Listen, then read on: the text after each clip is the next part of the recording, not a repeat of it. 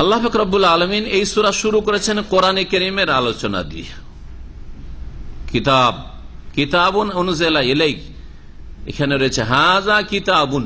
কিতাবুনটি আরবি গ্রামারে খবর, এটি হচ্ছে একটি পুস্তক, মহাগ্রন্থ। কিতাবুন নাকেরা, মহাগ্রন্থ, কিতাবুন আজিম, মহাগ্রন্থ। উনজিলা ইলাইকা, যা হে নবী তোমার প্রতি অবতীর্ণ করা হয়েছে, নাজিল করা হয়েছে। ফালা ইয়াকুন ফি সাদরিকা হারাজুম মিনহু, সুতরাং সেই সম্পর্কে তোমার অন্তরে যেন কোন রকমের সংকীর্ণতা না আসে। নবী করিম সাল্লাল্লাহু আলাইহি ওয়াসাল্লামের অন্তরে সংকীর্ণতা যেন না আসে, কথা আল্লাহ পাক যে তাকে উপদেশ দিচ্ছেন বা হুকুম দিচ্ছেন, এটা কি ধরনের সংকীর্ণতা?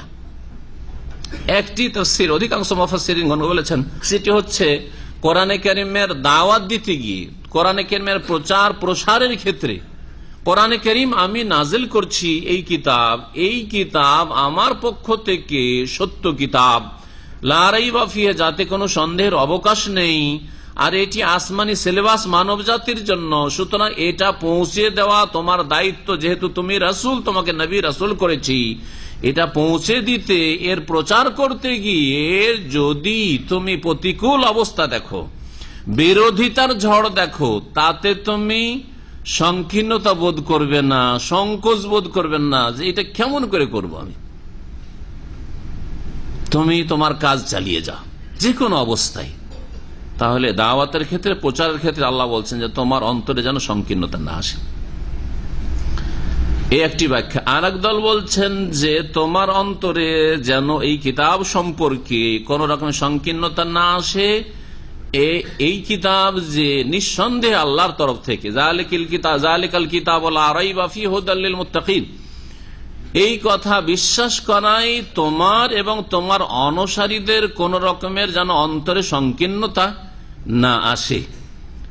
সম্বোধন সরাসরি রাসূলুল্লাহ সাল্লাল্লাহু আলাইহি ওয়াসাল্লামকে করা হলেও আসল উদ্দেশ্য হচ্ছে তার উম্মতদেরকে সম্বোধন করা। যেন এই কথা বলা হচ্ছে যে হে রাসূল, তোমার উম্মতের লোকেরা, অর্থাৎ তোমাকে যাদের জন্য পাঠানো হয়েছে, মানব জাতি। নবীর উম্মত আবার দুই ভাগে বিভক্ত, উম্মতকে দুই ভাগে ভাগ করা হয়েছে। কি কি? উম্মতে দাওয়া আর উম্মতে ইজাবা। উম্মতে দাওয়া মানে যাদেরকে দাওয়াত দেওয়ার জন্য, আহ্বান করার জন্য রাসূলুল্লাহ সাল্লাল্লাহু আলাইহি ওয়াসাল্লাম প্রেরিত হয়েছেন। রাসূলুল্লাহ সাল্লাল্লাহু আলাইহি ওয়াসাল্লাম মুসলিমদেরকে দাওয়াত দেওয়ার জন্য প্রেরিত হয়েছেন শুধু, না সকলকে? সকলকে।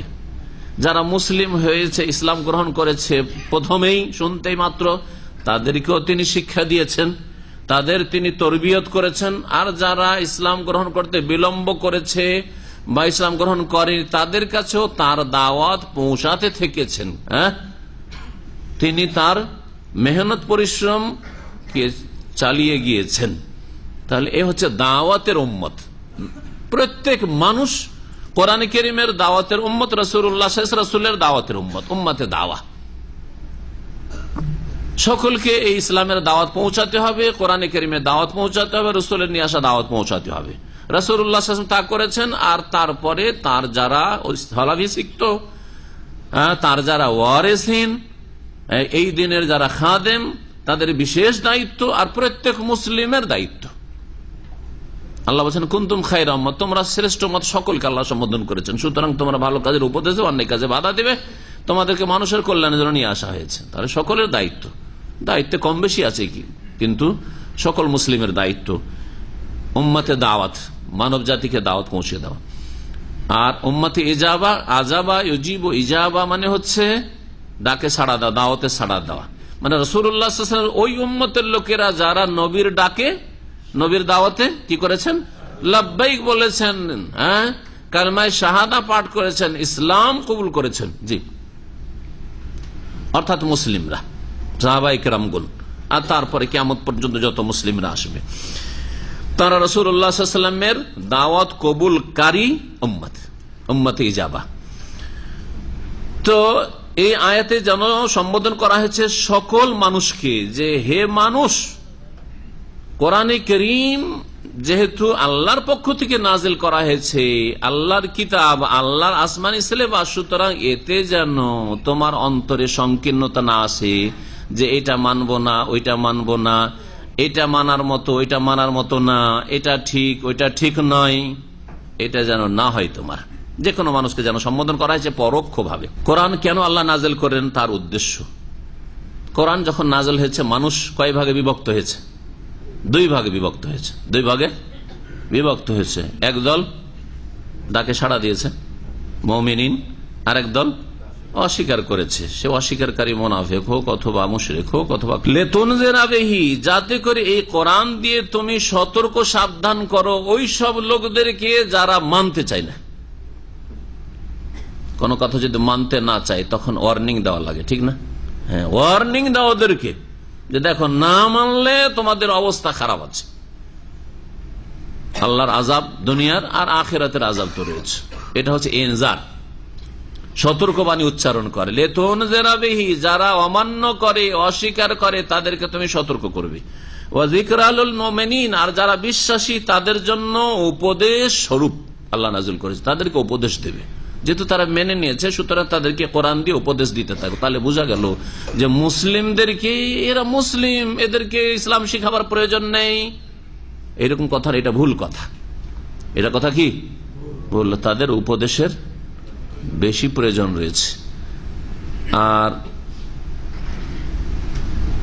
এই কথা অনেক মুসলিমরা বলে, এমনকি আরব এক শ্রেণীর মূর্খরাও বলে।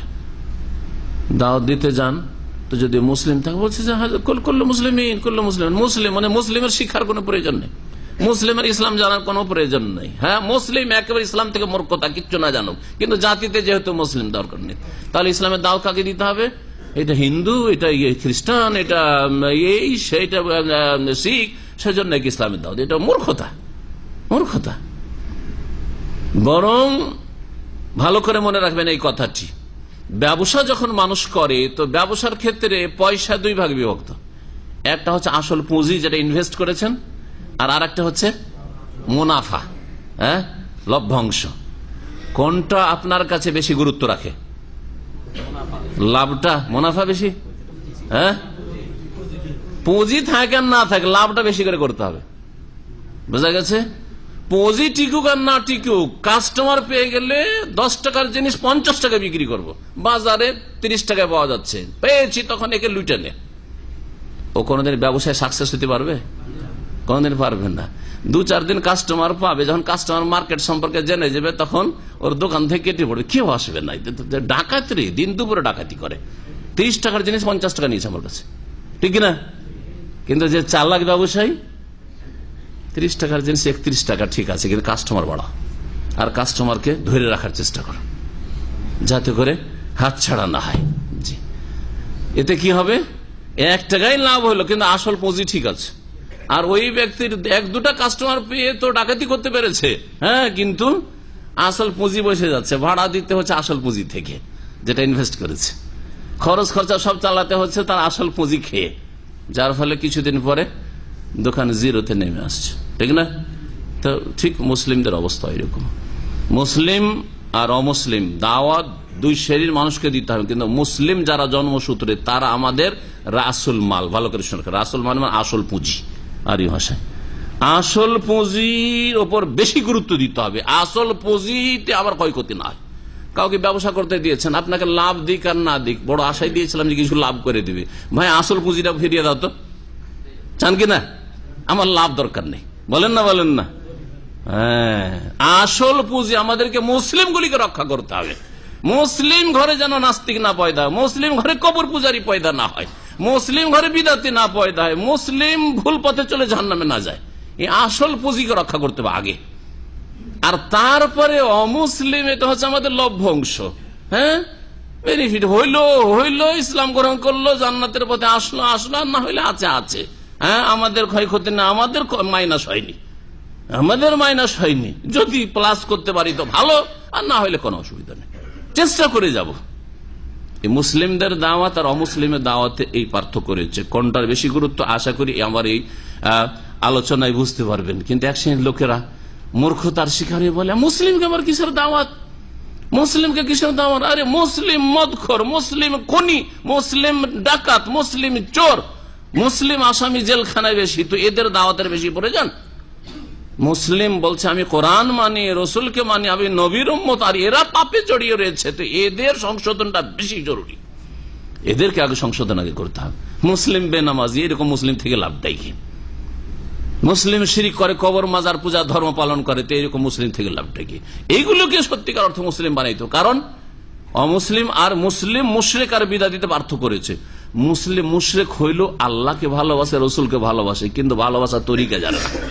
মূর্খতার কারণে, অজ্ঞতার কারণে, অথবা অন্ধত্বের কারণে, গোড়ামির কারণে, হককে কবুল না করার কারণে, সত্য তাদের সামনে স্পষ্ট না হওয়ার কারণে, বিভিন্ন কারণে, বিভিন্ন বাধার কারণে বাতিলকে হক মনে করে বসে আছে। আল্লাহকে ভালোবাসে, কিন্তু আল্লাহ তাকে ভালোবাসে না।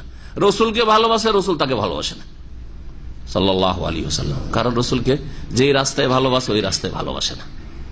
দেখেছে, রসুলকে ভালোবাসতে গিয়ে রসুলকে আলেমুল গায়েব, রসুলকে হাজির নাজির, রসুলকে মুখতারিকুল, রসুলের ছায়া ছিল না, রসুল নূরের পয়দা, ইত্যাদি ইত্যাদি। রসুলের মিলাদ করতে হবে, ঈদে মিলাদুন্নবী করতে হবে, যা রসুল করেননি, রসুলের অন্য রাস্তায় চলে গেল। কিন্তু কিসের উদ্দেশ্যে? রসুলকে ভালোবাসার উদ্দেশ্যে এসব কথাগুলি বলেছিল আর এসব কাজ করেছিল।